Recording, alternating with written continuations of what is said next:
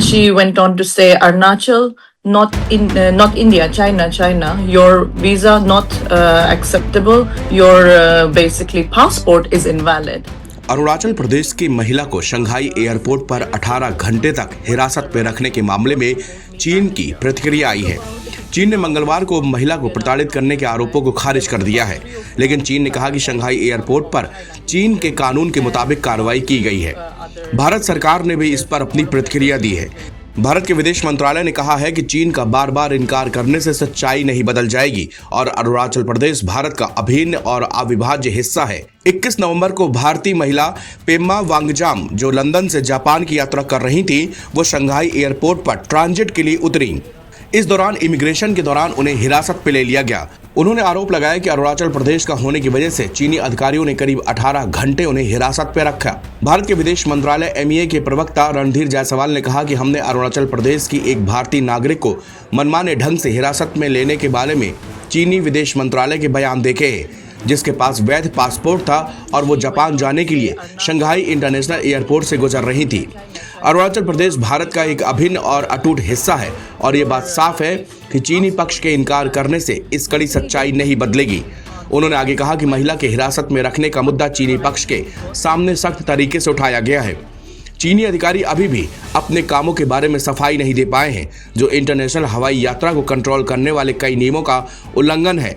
चीनी अधिकारी अपने नियमों का भी उल्लंघन करते हैं, जो सभी देशों को नागरिकों को 24 घंटे तक वीजा फ्री आने जाने की इजाजत देते हैं।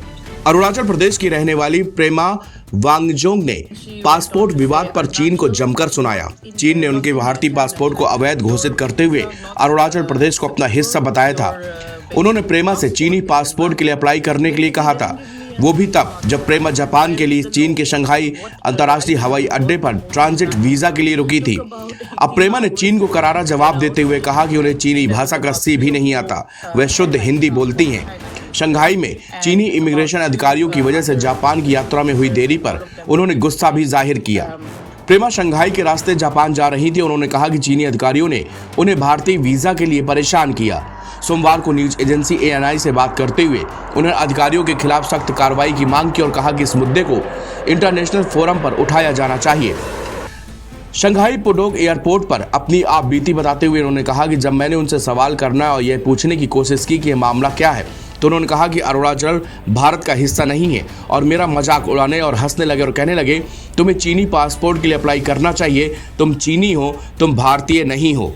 इस पर प्रेमा ने कहा कि वो भारतीय नागरिक हैं जो 10 साल से ज़्यादा समय से UK में रह रही हैं और शंघाई में एक ट्रांजिट के जरिए लंदन से जापान जा रही थी।